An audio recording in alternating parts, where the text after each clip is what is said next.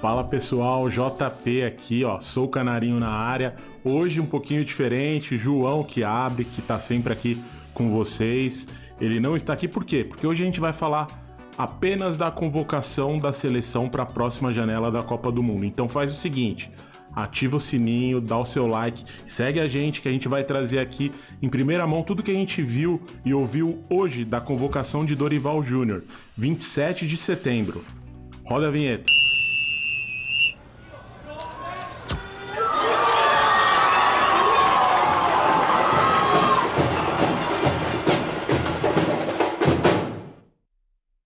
Estamos de volta aqui, pessoal, para trazer para vocês a lista que hoje o Dorival pronunciou, que ele trouxe a público.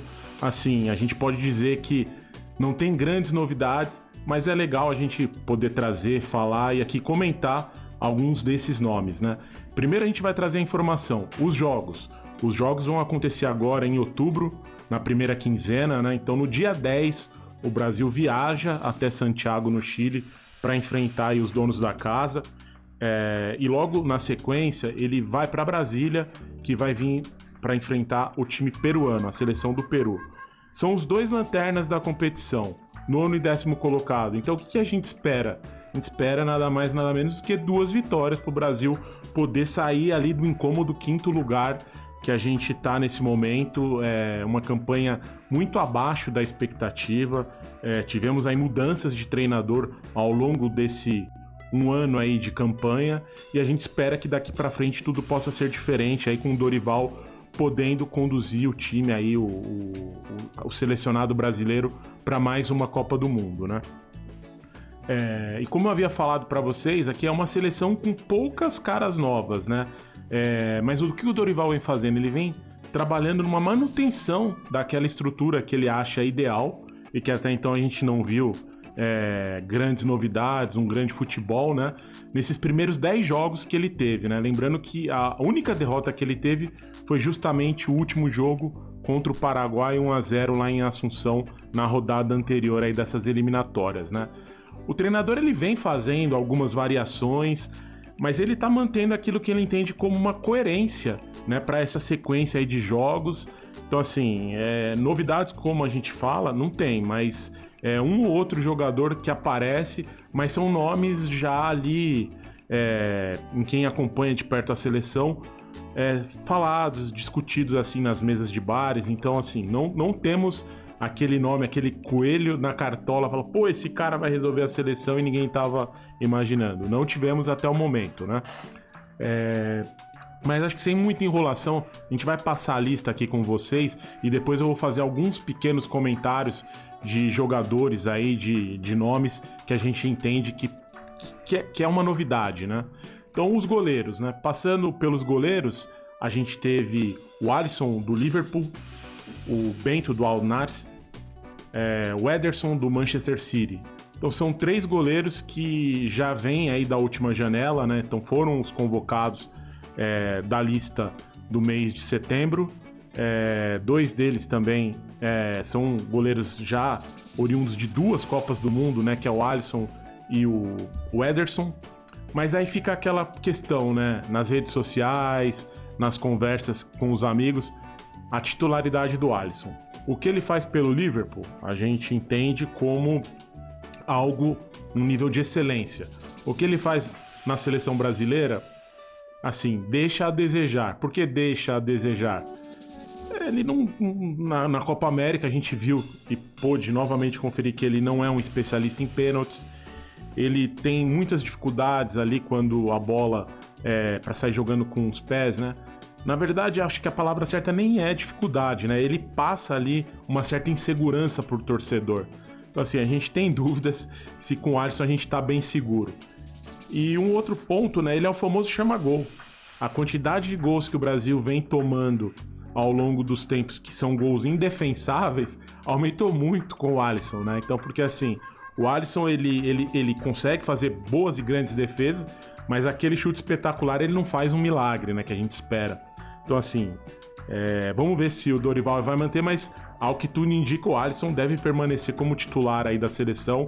Muitas pessoas entendem que o Ederson deveria ser o titular, ou até mesmo o Bento, mas isso dificilmente pode acontecer. Falando um pouquinho da lista grande, né, que é aquela lista com 50 nomes, o John do Botafogo, a gente ficou sabendo que estava nessa lista, mas não veio convocado agora. Então a gente tem sempre muitos nomes aí que circulam como goleiros, mas a lista do Dorival praticamente é a mesma, intacta aí, desses 3 nomes que a gente trouxe para vocês. E aí quando a gente passa pelos laterais, agora eu vou fazer um pouquinho diferente. Eu vou falar dos nomes e depois lá na frente a gente traz um ou outro nome aqui para poder apresentar alguma coisa que a gente percebeu, que a gente entende, né? Então os laterais são 4, os laterais Danilo da Juventus, o Wanderson do Mônaco, o Abner do Lyon e o Guilherme Arana do Atlético Mineiro. Então aqui a gente teve 2 mudanças que depois a gente vai falar um pouquinho das novidades, tá? E aí quando a gente passa pelos nossos zagueiros, a gente teve uma única mudança que foi a entrada do Bremer, e aí os demais são os zagueiros que já estavam na convocação anterior. O Bremer da Juventus, como eu falei, Éder Militão, Real Madrid, o Gabriel Magalhães do Arsenal e o Marquinhos do Paris Saint-Germain. Os meio-campistas da seleção. Aqui também a gente não tem novidade em relação à lista anterior, apenas a novidade do André agora ser oficializado e já jogando pelo Wolverhampton, né? Então o primeiro nome, o segundo nome Bruno Guimarães, Newcastle, o Gerson do Flamengo, Lucas Paquetá, West Ham, e o Rodrigo, que veio nessa relação passada pela CBF como meio-campista do Real Madrid. Rodrigo joga na posição de meia, de atacante, mas aqui na lista oficial ele veio como meio-campista. Quando a gente olha os atacantes, aqui a gente teve algumas novidades aí também, assim como os zagueiros em relação à listagem anterior, né? Então tem o Endrick, Real Madrid, Endrick vem entrando ao longo dos jogos, né? No Real Madrid ainda não conseguiu a titularidade. Igor Jesus, Botafogo, esse sim é uma novidade, é a primeira convocação dele para a seleção brasileira. Gabriel Martinelli, Arsenal. O Luiz Henrique também do Botafogo. Rafinha voltando, Barcelona fazendo grandes jogos, grandes partidas pelo time espanhol. Savinho, Manchester City. E o Vinícius Júnior, Real Madrid. Então esses são os 23 convocados aí nessa primeira lista que o Dorival trouxe para a gente conseguir essas 2 vitórias fundamentais aí para a caminhada rumo à Copa do Mundo de 2026. Bom, assim, as principais novidades, né, da lista, assim, a gente viu uma mudança na zaga, que foi a volta do Bremer e a saída do Beraldo, a entrada de 2 novos laterais, né, que é o Abner e o Wanderson, e a volta aí de alguns jogadores que já participaram das listagens anteriores, né, que é o caso do Rafinha e o caso do Martinelli. E aí, trazendo aqui, como são nomes já conhecidos da listagem, a gente preparou aqui para trazer para vocês os nomes mais desconhecidos dessa lista. Quem é o Abner, por exemplo? Abner, ele foi revelado e jogou por alguns anos no Atlético Paranaense. Ele teve ali uma evolução muito grande e tem um equilíbrio entre ataque e defesa, né? Então, Abner, ele é o lateral esquerdo de vocação. Ele é um jogador que tem chamado a atenção, principalmente ali na Liga Francesa, e vem fazendo boas apresentações, e é mais uma aposta que a gente tem, né? A gente já veio aí de convocações anteriores com o Wendel, agora o Guilherme Arana assumiu a titularidade, deve permanecer como titular aí na janela. Então chega o Abner agora para mostrar para o Dorival aquilo que ele pode oferecer para o decorrer das eliminatórias e pensando até um pouco mais lá na frente, né? O Wanderson, ele é um jogador mais de ataque, né? Ele é um lateral direito muito ofensivo, né? Então, ele saiu aqui do Brasil muito cedo. Poucas pessoas conhecem ou lembram da trajetória do Wanderson, mas ele começou aqui no interior do estado de São Paulo, foi pro Grêmio e agora ele tá jogando no Mônaco, time francês, e que ele tem feito ali partidas de muita qualidade, né? Provavelmente ele vai acabar ocupando um papel importante, um espaço importante dentro da equipe, né? É uma novidade, eu acho que assim, a questão dele poder chegar, dele poder apresentar esse futebol agora vestindo a camisa da seleção Ele não é um novato, então ele já apareceu aqui em convocações anteriores, mas ele evoluiu. Acredito eu que ele chega agora para ocupar uma lacuna que a gente tem na lateral direita. Nas convocações anteriores teve o Ian Couto, que voltou agora pro Borussia, né, que ele estava contundido, mas ele tá machucado, ele ficou machucado, contundido, mas ele agora é banco de reserva, então ele sim tá sem uma sequência de jogo. Então, pegando talvez até a mesma questão do Abner, o Dorival vai ter oportunidade de acompanhar o Wanderson de perto nesses treinamentos. E a gente teve, por exemplo, na última janela, a convocação do William do Cruzeiro. Ele não teve nenhuma participação em minutos com a camisa da seleção nessa rodada data FIFA, mas acredito eu que ele continua sendo monitorado aí para poder voltar a atuar aí em breve com a camisa da seleção também. E aí, das novidades também, foi a convocação do Igor Jesus. É um atleta que surgiu muito bem no Coritiba, foi para fora, apesar de novo já tem experiência internacional. Ele voltou agora e está se destacando no Botafogo. Então era um nome que, assim, a gente já tava ali naquela pegada. Pô, será que ele vem? Será que ele não vem? E acabou vindo, acho que até muito pela questão do Richarlison ainda não ter voltado, pelo Evanilson não ter se destacado quando foi convocado. O Pedro, que era o cara que estava fazendo o papel, também se lesionou, inclusive foi pela seleção na última data FIFA e não joga mais esse ano. Então, assim, são jogadores que acabam fazendo uma mesma função, mas ele vai agregar para o Dorival poder até avaliar ainda, inclusive, como uma possibilidade para a sequência aí das eliminatórias, né? Que a gente vai ter ainda mais 2 jogos depois dessa janela de outubro, em novembro. Então é muito importante a gente poder entender esses jogadores novos, né? Destacando aí que tiveram pequenas participações na seleção ou não tiveram participações, né? Que é o caso do Igor Jesus, para o técnico Dorival poder acompanhar aí de perto e fazer ou não uma nova convocação mais para frente. Mas mais importante do que isso, né? A gente precisa de jogadores prontos, preparados, porque, como eu falei para vocês, os 2 adversários agora, eles são os lanternas da competição. Então o Brasil precisa e obrigatoriamente das vitórias. A gente não pode deixar passar 1 ponto sequer aí nessa rodada de outubro.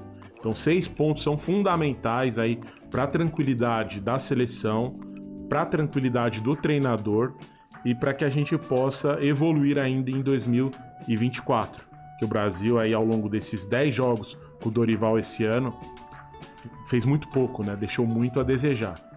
E aí, pegando também um pouquinho do gancho, né, que o Dorival conseguiu apresentar depois da convocação, trazendo informações da convocação, de jogadores, ele mesmo traz que todas as posições estão em aberto. Apesar dele manter uma constância nos nomes, ele entende que qualquer jogador que atua tanto dentro ou fora do Brasil está apto para servir a seleção brasileira, né? Obviamente ele sendo brasileiro. Então, assim, os jogadores que jogam no Brasil terão preferência, como a gente imaginou? Não terão. Porém, o jogador que atua no futebol brasileiro pode sim, assim como na data FIFA anterior e nessa, ser convocado, né? No caso aqui, a gente tem o Guilherme Arana, tem o Gerson, o Igor Jesus, o próprio Luiz Henrique do Botafogo também. Então, assim, são jogadores que ele vem observando e que ele vai conseguir estar acrescentando aí ao hall dos jogadores observados para a gente conseguir ter como opções para os próximos jogos aí da seleção. Uma carência que a gente tem e que a gente observa nos jogos é a parte de criação, né? A criatividade, a utilização dos meias. A gente não viu nenhuma novidade aí em relação à lista atual. Então, o que a gente espera? Que talvez o posicionamento para os jogos ela possa ser um pouco diferente em relação às partidas anteriores. Porque até então a gente estava jogando muito com os 3 atacantes e o Rodrigo sempre ali posicionado mais na beirada do campo. Hoje, a gente já vê na convocação o nome do Rodrigo numa listagem de meias. Então isso pode indicar aí que ele talvez aí numa má fase do Paquetá, possa fazer essa função de ser aquele cara que vai conduzir o meio-campo da seleção, se aproximando dos nossos atacantes. A gente entende que o Rodrigo é um jogador de qualidade, é um menino que vem evoluindo tanto no Real Madrid como também na seleção. Apesar da seleção não fazer bons jogos, o Rodrigo ele não está abaixo do nível da seleção. Ele não se destaca, mas ele também consegue entregar aquilo que a gente espera dele como um jogador camisa 11, né?